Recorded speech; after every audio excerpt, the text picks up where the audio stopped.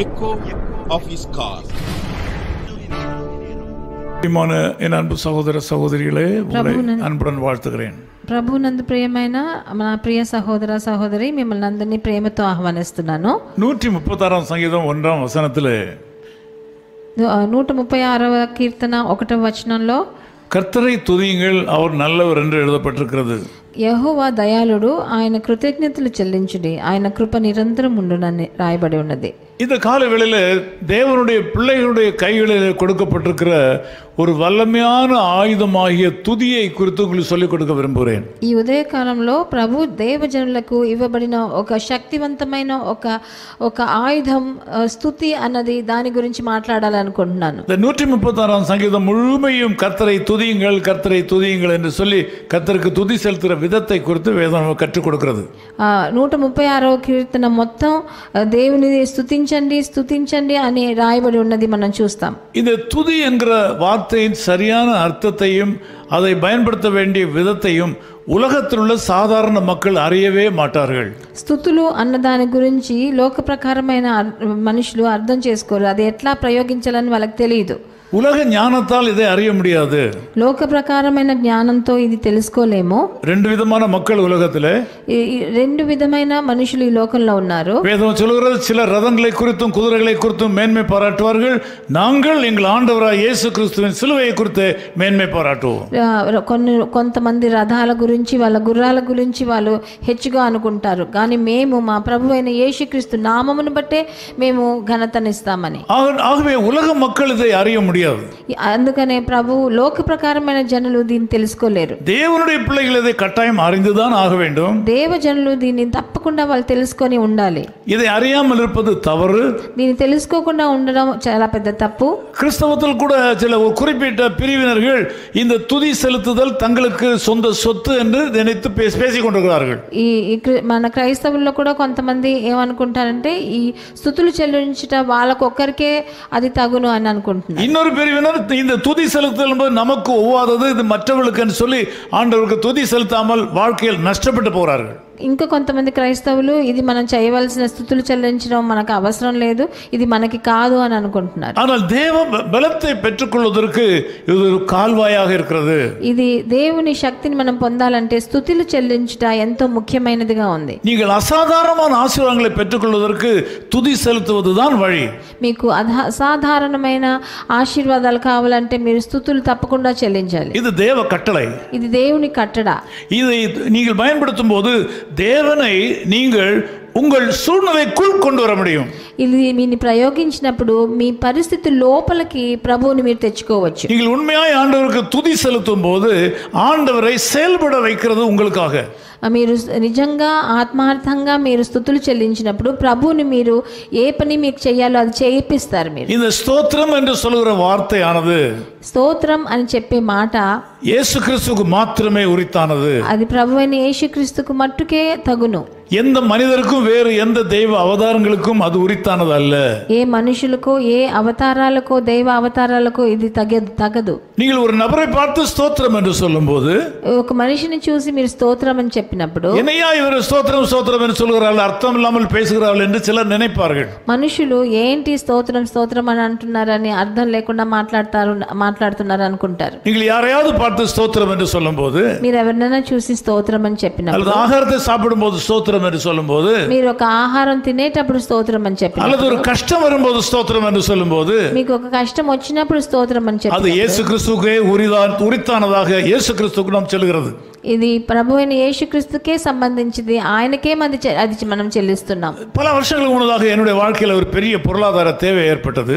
ఎన్నో సంవత్సరాల ముందు ఒక ఆర్థిక సమస్య నాకు వచ్చింది. நான் எந்த விதத்திலும் சம்பாதித்து அதை உண்டாக்க முடியாத அளவுக்கு பெரிய காரியமாக இருந்தது. అది నేను ఎట్లా సంపాదించినా అంత పెద్ద రొక్కం నేను తీసుకోలేను. பேங்க் லோன் கிடைக்காமல் போய்விட்டது. బ్యాంక్ లోన్ నాకు దొరకలేదు. நண்பர்கள் யாரும் உதவி செய்ய முடியாத நிலையில் மாறிவிட்டார்கள். నా స్నేహితులు ఎవరు అంత పెద్ద సొమ్ము నాకు ఇచ్చే అంత తాహత్వాకులే. நான் ஒரு நாள் காலையில இந்த பிரச்சனை வந்தது. எனக்கு மத்தியானத்துக்குள்ளாக ஒரு பெரிய தொகையை ஒருத்தருக்கு கொடுத்தாக வேண்டும்.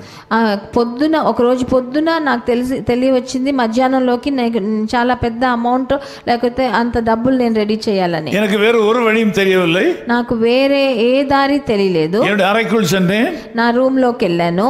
நான் ஜெபம் பண்ண எனக்கு வார்த்தையே வரவில்லை. ఆ గదిలోకి వెళ్ళి నేను ఏం మాట్లాడాలో ప్రార్థన చేయాలో నాకు నా నోట మాట రాలేదు.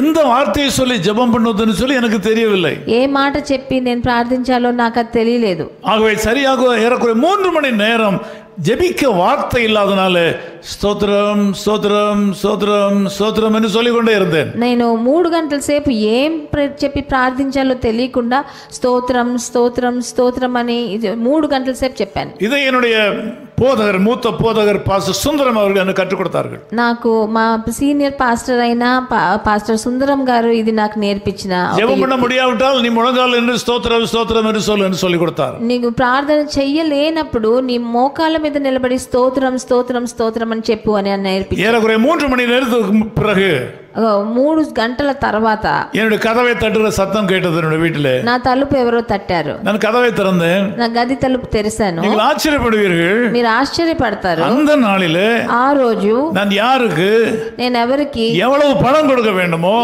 ఎవరికి ఎంత డబ్బు ఇవ్వాలో அதை எனக்கு தெரிந்த நண்பர் ஒருவர் கொண்டு வந்திருந்தார். అదే అమౌంట్ నా స్నేహితుడు తీసుకొచ్చాడు. அவர் சொன்னார், நீங்கள் இதை வைத்துக் கொள்ளுங்கள், எனக்கு வீட்டில் வசதி இல்லை, நீங்கள் வைத்துக் கொள்ளுங்கள் சொன்னார். నాకు ఇంట్లో పెట్టే దానికి చోటు లేదు, నువ్వు పెట్టుకో అని నా చేతికి ఇచ్చారు. நான் அப்பொழுது என்னுடைய விஷயத்தை இடத்துல சொன்னேன். నేను అప్పుడు నా విషయాన్ని ఆయనకు చెప్పాను. அவர் சொன்னார்கள், நீங்கள் இதை பயன்படுத்திக் கொள்ளுங்கள், మీరు దాన్ని ఖర్చు పెట్టుకోండి అని நான் చెప్పారు. பிறகு வாங்கிக் கொள்கிறேன், నేను తర్వాత తీసుకుంటాను இந்த అన్నాడు. காசு உங்களுக்கு தான், ఈ డబ్బు మీకే అని இந்த చెప్పారు. பணம் உங்களுக்கு தான், ఈ డబ్బు మీకే అని இதை நீங்கள் பயன்படுத்திக் கொள்ளுங்கள். మీరు ఖర్చు పెట్టుకోండి అని చెప్పారు. நல்ல வேளை யாராவது ஒருத்தர் எடுத்துக்கொண்டு போய் விடுகிறது தவிர இயேசுநாதருக்கு பயன்படுகிறது என்று சொல்லி அவர் மகிழ்ச்சியோட கொடுத்து விட்டு போனார். నా దగ్గర ఉంటే ఎవరైనా తీసుకెళ్ళిపోతారు, మీ దగ్గర ఉంటే అది ప్రభు అయిన యేసుక్రీస్తుకి ఉపయోగపడుతుందని నా దగ్గరికి ఇచ్చారు. அதை கொடுத்தவர் இன்றைக்கும் உயிரோடு இருக்கிறார். అది ఇచ్చిన మనిషి ఈ రోజు కూడా జీవిస్తున్నాడు. அவரும் இந்த செய்தியை பார்த்து கொண்டு தான் இருப்பார். ఆయన కూడా ఈ నా వచనాన్ని చూస్తుంటాడు. அன்பு சகோதரனே சகோதரியே, ప్రియ సహోదర సహోదరి, துதி ஸ்தோத்திரம் என்று சொல்லப்படுவது பயங்கரமான வல்லமை உள்ளது. స్తుతి స్తోత్రం చెల్లించడం అన్నది ఎంతో భయంకరమైన ఆయుధం. ஸ்தோத்திரம் சொல்லிக்கொண்டே இருங்கள். మీరు స్తోత్రం స్తుతి అని చెప్తూనే ఉండండి. Praise the lord, praise the lord, praise the lord சொல்லிக்கொண்டே இருங்கள். Praise the lord, praise the lord, praise the lord అని చెప్తూ ఉండండి. சாப்பிடும்போது சொல்லுங்கள், అన్నం తినేటప్పుడు చెప్పండి, நடக்கும்போது சொல்லுங்கள், నడిచేటప్పుడు చెప్పండి, கவலைப்படும்போது சொல்லுங்கள், బాధపడేటప్పుడు కూడా தூங்கும்போது சொல்லுங்கள், నిద్రపోయేటప్పుడు కూడా எந்த చెప్పండి, நேரத்திலும் சொல்லுங்கள். ఏ సమయంలోనా చెప్పొచ్చు. அது ఆండவரை உங்கள் வாழ்க்கையின் சூழ்நிலைக்குள் கொண்டு வரும். అది మీరు ప్రభు అయిన యెహోవాని ప్రభువుని మీ జీవిత పరిస్థితిలోకి రప్పిస్తుంది. நீங்கள் ముయற்சித்து பாருங்கள். మీరు ప్రయత్నం చేసి చూడండి, நீங்கள் வெற்றி அடைவீர்கள். మీరు తప్పకుండా విజయం పొందుతారు. జెబికలం ప్రార్థన చేద్దాం. நேசபிதாவே, உம்மை நன்றியோடு ஸ்தோத்திரிக்கிறோம். ప్రియ తండ్రి, మీకు వందనాలు స్తుతులు. இந்த ஜெபத்திலே கலந்து கொண்டிருக்கிற மக்களை நீர் ஆசீர்வதியும். నాతో ఏకీభవించి ఒక్కొక్కరిని ఆశీర్వదించండి. உம்மை துதிக்கிறதை குறித்த ரகசியத்தை இவளுக்கு சொல்லிக் கொடுத்திருக்கிறேன். మిమ్మల్ని స్తుతించుట ఉన్న రహస్యాన్ని గురించి ఈరోజు உம்மை నేర్పించండి. துதிக்கிற மக்கள் பெருகட்டும். మిమ్మల్ని స్తుతించే జనులు ఇంకా ఎక్కువ మంది అవని. உமக்கு மகிமையை கொண்டு வரும் மக்கள் பெருகட்டும். మీకు మహిమని తెచ్చే జనులు ఎక్కువ అవ్వాలి తండ్రి. துதி செலுத்துகிற மக்களை நீர் ஒருபோதும் கைவிட மாட்டீன்னு அறிந்திருக்கிறோம். స్తుతి చెల్లించే జనులను మీరు ఒక్క రోజు కూడా చెయ్యి వదలరు నాయన. ஆண்டவர் இந்த மக்களுடைய வாழ்க்கையில் அற்புதங்களை செய்வீராக. వాళ్ళందరి జీవితంలో మీరు ఒక పెద్ద అద్భుతాన్ని చేయండి. இயேசு கிறிஸ்துவின் நாமத்தில் ஜெபிக்கிறோம் பிதாவே. ప్రభు అయిన యేసుక్రీస్తు నామమునందు వేడుకుంటున్నాం తండ్రి. ఆమేన్. தாங்கி நடத்தும் தேவ கிருபை எத்தனை ஆச்சரியம், அதை சார்ந்து அனுதினமும் மகிழ்ந்து வாழுகிறேன். அல்லேலூயா, அவர் வல்ல நாமத்தை என்றென்றும் துதித்திடுவேன். அல்லேலூயா, அவர் வல்ல நாமத்தை என்றென்றும் துதித்திடுவேன்.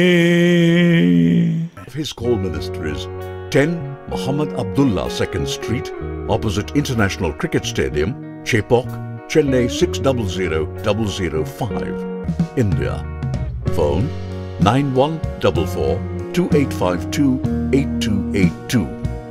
Mobile phone and WhatsApp 91-98412 71858. Email sam@echoofhiscall.org. Website www.echoofhiscall.org. God bless you.